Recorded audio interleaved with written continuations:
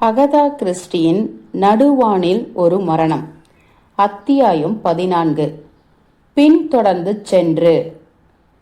சிகை அலங்கார நிலைய பணியை முடித்துவிட்டு கிளம்பும் அதே நேரத்தில் தனது மருத்துவ கூடத்தில் மருத்துவருக்கே உரிய கனிவும் அதிகாரமும் கலந்த குரலில், சில நொடிகளில் முடிந்துவிடும் மேடம், வலித்தால் உடனே சொல்லிவிடுங்கள், சரியா என பேசியபடி பல் மருத்துவம் செய்து கொண்டிருந்தார் நார்மன் கேல்.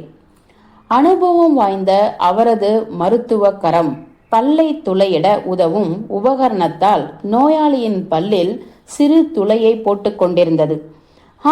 முடிந்தாயிற்று, கொஞ்சம் பொறுங்கள் என்று கூறியபடி ரோஸ் என அழைத்தார். உடனடியாய் நார்மனின் கையிற்கெட்டும் அருகாமையில் வந்துவிட்ட ரோஸ் கையில் இருந்த சிறு கண்ணாடி செல்லில் கொஞ்சமாய் அதிக கெட்டியாய் இருந்த வெள்ளை திரவத்தினை குழைத்து கொண்டிருந்தார். அந்த திரவத்தால் துளை போடப்பட்ட பல்லினை அடைத்த நார்மன், உங்களது இரு உறவினருக்கும் இதே வலி இருப்பதாய் சொன்னீர்களே, அவர்களை வரும் செவ்வாய் அன்று மாலையில் அழைத்து வாருங்கள் என்றார்.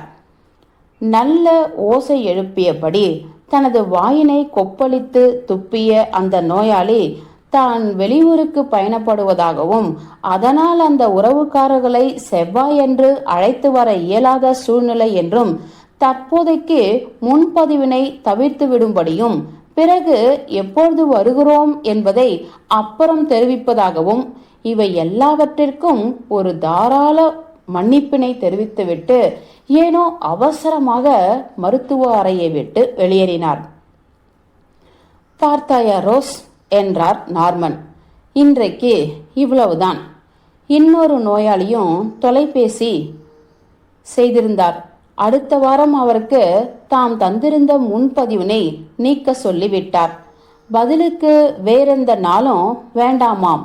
ஓ, அந்த பட்டாளத்துக்காரனும் வரும் வியாழன் வரை இயலாது என்று விட்டான். தலையசைத்து கேட்டுக்கொண்டிருந்த நார்மனின் முகம் இறுகிற்று. வர வர ஒவ்வொரு நாளும் இப்படித்தான் மாறி வருகின்றது. நோயாளிகள் தொலைபேசி செய்கிறார்கள், முன்பதிவினை ரத்து செய்கிறார்கள். விதவிதமான காரணங்கள். ஊருக்கு போகிறேன், வெளிநாடு போகிறேன், உடம்பு சரியில்லை. அவர்கள் என்ன காரணம் சொல்லி முன்பதிவினை நீக்குகிறார்கள் என்பது முக்கியமற்று போயிற்று. அந்த உண்மையான காரணத்தை கொஞ்சம் கூட பிசக்கின்றி இதோ இப்பொழுது வந்து போனானே அந்த நோயாளியின் கண்களில் கண்டுபிடித்து விட்டார் மருத்துவர் நார்மன். பல்லை துளையிடும் இயந்திரத்தை வாயுக்குள் விட ஆரம்பித்த போது அக்காரணம் நோயாளியின் முகத்திலிருந்து பகிங்கரமாக வெளியானது. அது திடீர் பயம். அந்த கணத்தில் பிறந்த நடுக்கம், மிதமிஞ்சிய குழப்பம். கையில் ஒரு தாள் மட்டும் இருந்திருந்தால் அந்த நோயாளியின் முகபாவம் வெளியிட்ட பீதியை பின்வருமாறு நார்மன் எழுதியிருப்பார். அடியே, அறிவு கெட்டவளே, இவனிடமா பல் பிடுங்க வந்தாய்? இவன்தான், இவனேதான் அந்த ஆசாமியை தான் இந்த கிழவியை கொலை செய்யப்பட்ட விமானத்தில் அவளுடன் பயணித்தவன். மனிதர்கள் எந்த நேரத்தில் நிலை தடுமாறி என்ன கொலை குற்றம் செய்வார்கள் என்பது யாரும் அறியாத விசித்திரம். ஒருவேளை இவனே கூட அந்த கிழவியை முதலில் எவ்வளவு சீக்கிரம் முடியுமோ அவ்வளவு சீக்கிரம் கிளம்பும் வழியை பார். இவன் ஆபத்தானவன், மூளையில் கிரகணம் பிடித்தவன். என்னத்தை எப்பொழுது செய்து வைப்போனோ பார் பார், அந்த கண்களில் ஒடுங்கி உள்ள அசாதாரண பார்வையை. கடவுளே! நினைவுக்குள் திரும்பிய நார்மன் ரோஸ் என்று கூப்பிட்டு, அடுத்த வாரம் முழுவதும் வேலையே அற்ற பொழுதுபோக்கு வாரமாய் தோன்றுகிறது என்றார் விரக்தியாய். ஆமாம், பல நோயாளிகள் நீங்கிவிட்டார்கள். இருக்கட்டும், வருபவர்கள் வரட்டும். நீங்கள் இத்தனை நாட்கள் போதும் போதும் என்னும் அளவிற்கு உழைத்ததற்கு கிடைத்துள்ள ஓய்வாய் எடுத்துக்கொள்ளுங்கள். நோயாளிகள் நான் வேண்டாம் என விலக்குகிறார்கள். நிலைமை இப்படி இருக்கையில் இனி வரும் வாரங்களில் மட்டும் அவர்கள் வந்து குவிவார்கள் என்று தோன்றவில்லை, இல்லையா? இதற்கு ரோஸ் பதில் தரவில்லை. பதில் தரும் இக்கட்டிலிருந்து அங்கு ஒலித்த தொலைபேசி மணி அவரை காப்பாற்றிற்று. அதனை கவனிக்க நகர்ந்தார். மருத்துவத்திற்கு உபயோகித்திருந்த உபகரணங்களை சுடுநீரில் போட்டபடி பின்வரும் கவலையான சிந்தனையில் மூழ்கலானார் நார்மன்.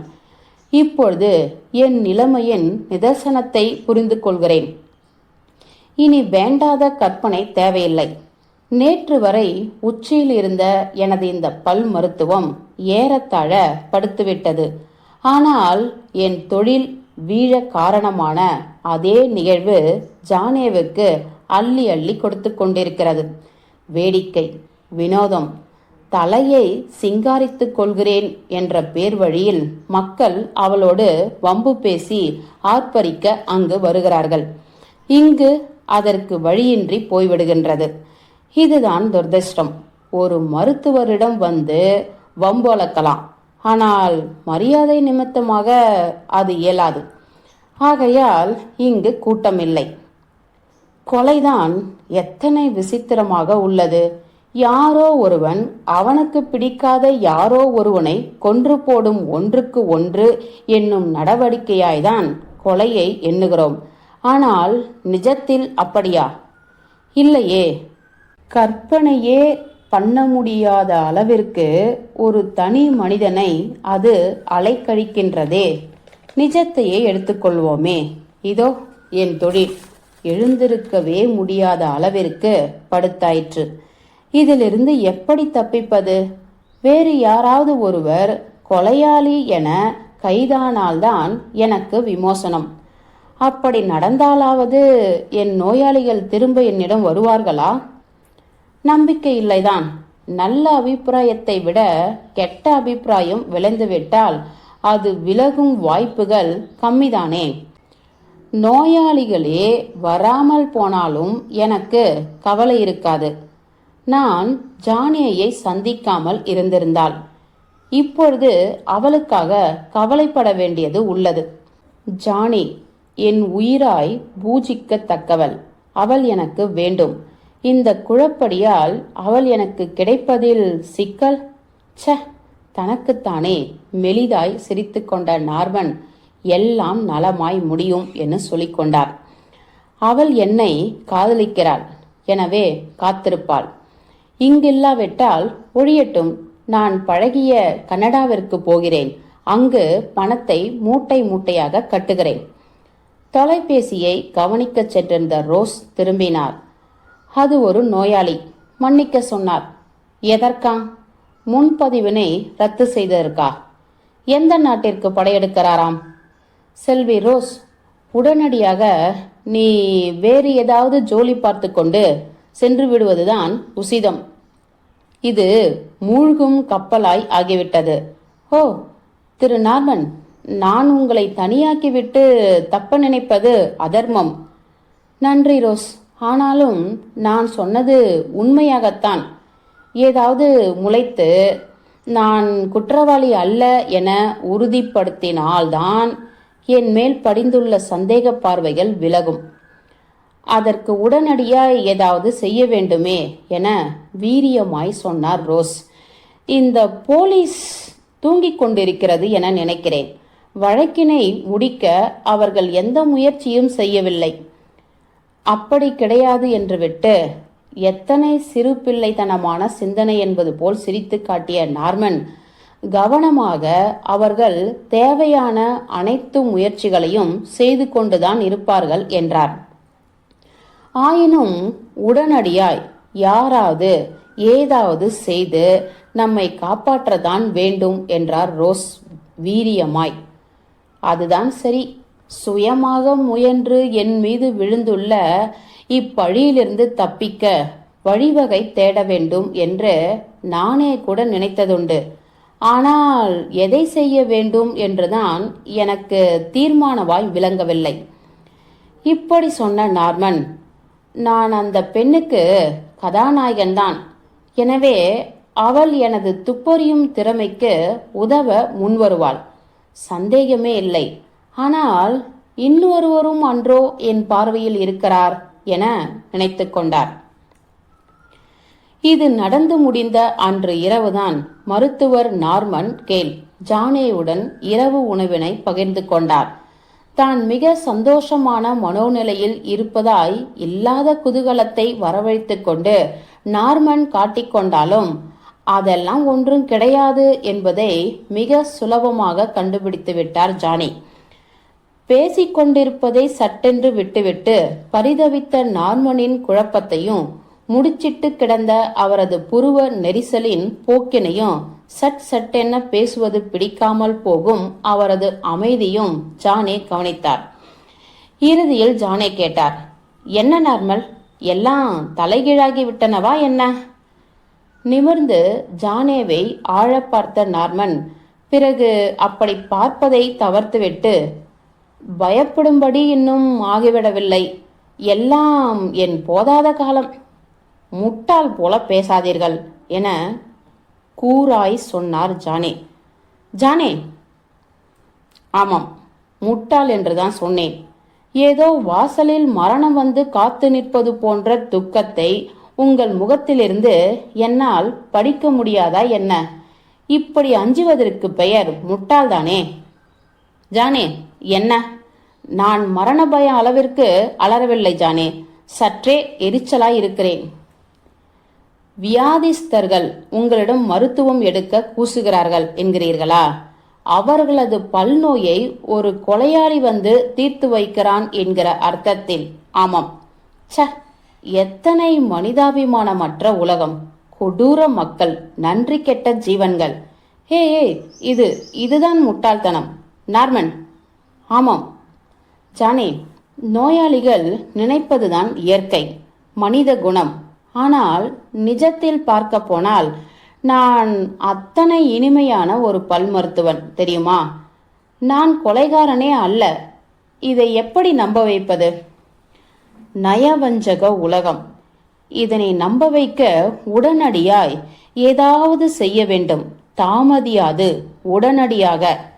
இதையேதான் எனது காரியதரிசி செல்வி ரோஸும் காலையிலிருந்து சொல்லிக் கொண்டிருக்கிறாள்.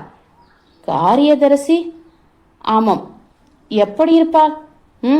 எப்படி சொல்வது?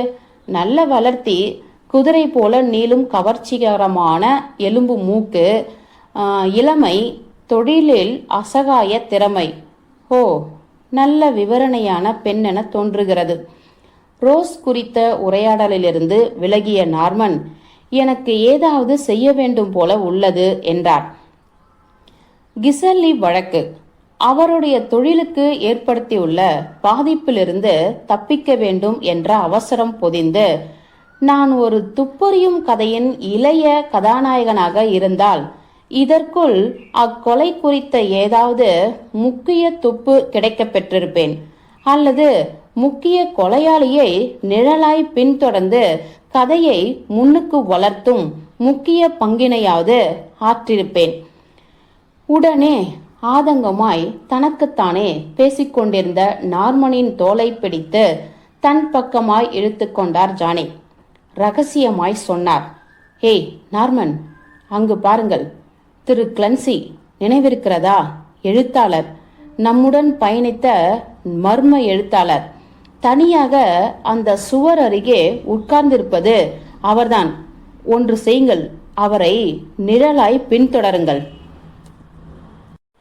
கொழுப்பா? நாம் யார் அவரை தொடர? பின்தொடர்வதை அவர் அறிந்துவிட்டால் போதும், சவுக்கடி விழும். அப்படியெல்லாம் ஒன்றும் நடக்காது. இது நமக்கு ஒரு வகையில் உதவும் என்று என் மனதிற்கு படுகின்றது. யாரையாவது நிழலாய் பின்தொடர்ந்து துப்பு தேட வேண்டும் என அங்கலாய்த்தீர்கள். இங்கு இப்பொழுது நிழலாய் பின்தொடர உங்களுக்கு ஒருவர் அகப்பட்டு விட்டார். அதுவும் கொலை நிகழ்வோடு சம்பந்தப்பட்ட ஒருவரே கிடைத்துவிட்டார். பிறகேன் தாமதம்? நானும் உடன் வருகிறேன். யாருக்கு தெரியும் நார்மன், இவரை தொடர்வதால் நமக்கு மாபெரும் துப்பு கிடைத்தாலும் கிடைத்துவிடலாம். ஜானேயின் பரபரப்பு ஒரு தொற்று நோயாய் இருந்தது. ஆமாமோ, நீ சொல்வது போல எங்கு என்ன வழி திறக்கும் என்று யாருக்கு தான் தெரியும் என்றபடி இத்திட்டத்திற்குள் சிரமமின்றி உடனே விழுந்துவிட்டார் நார்மன். எதற்காக இங்கு வந்திருக்கிறார்? விளங்கவில்லை. தலையை தீர்க்கமாய் திருப்பாமல் என்னால் அவரை முழுவதுமாய் பார்க்க முடியவில்லை. இதற்காக திரும்பி அவரை முறைத்து பார்க்கவும் நான் விரும்பவில்லை. அவரும் நம்மை போல் சாப்பிட வந்திருப்பதாய்தான் தோன்றுகிறது என்ற ஜானி, சீக்கிரமாய் சாப்பிடுவோம், அவருக்கு முன்னால் கிளம்பி விடுவோம், சாப்பிட்டதற்கான பணத்தை கொடுத்துவிட்டு அவருக்காக வெளியே போய் நாம் தயாராக நின்று கொள்வோம். அவர் வெளியேறும்போது பின்தொடர வசதியாக இருக்கும்.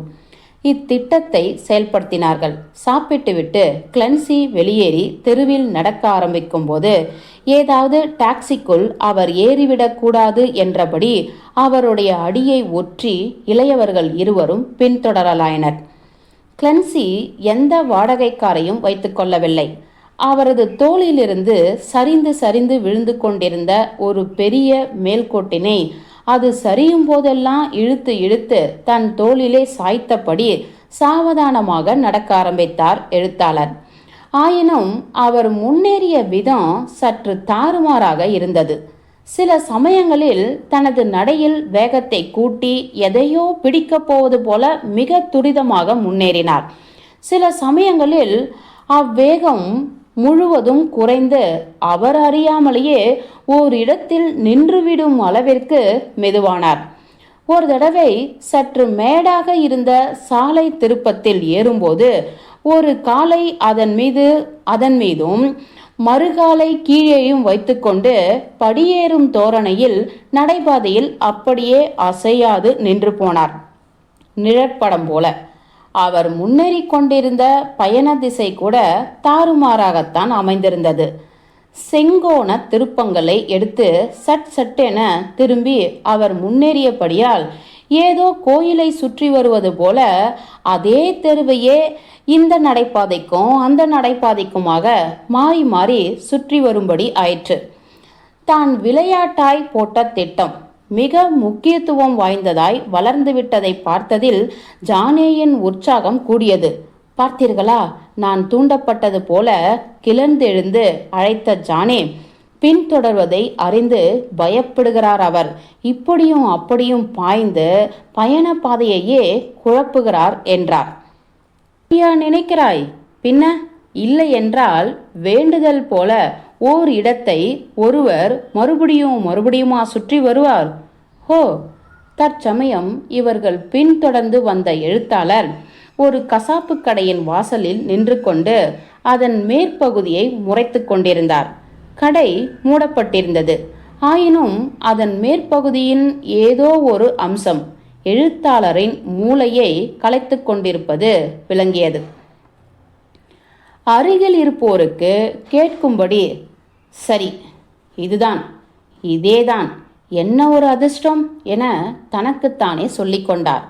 தன்னிடம் இருந்த சிறு குறிப்பு புத்தகத்தை பிரித்து அதில் முக்கியத்துவம் தந்து எதையோ குறித்து கொண்டார். பிறகு ஒரு பாடலின் ராகத்தை ரசித்து முணுமுணுத்தபடி துரிதமாக நடக்கலானார். அப்பொழுது அவர் வலமும் இடமுமாய் திரும்பும்போது தென்பட்ட உதட்டு அசைவுகளில் அவர் ஏதோ பேசிக்கொண்டிருப்பதை இரு இளைஞர்களும் கவனித்தனர். என்னவோ மர்மம் இருக்கிறது என்றார் ஜானே சிந்தனையாய். அவர் நீண்ட மனக்குழப்பத்தில் இருக்கிறார், இது நிச்சயம். அவர் தனக்குத்தானே பேசிக்கொள்கிறார், ஆனால் அது அவருக்கே கூட தெரியாது.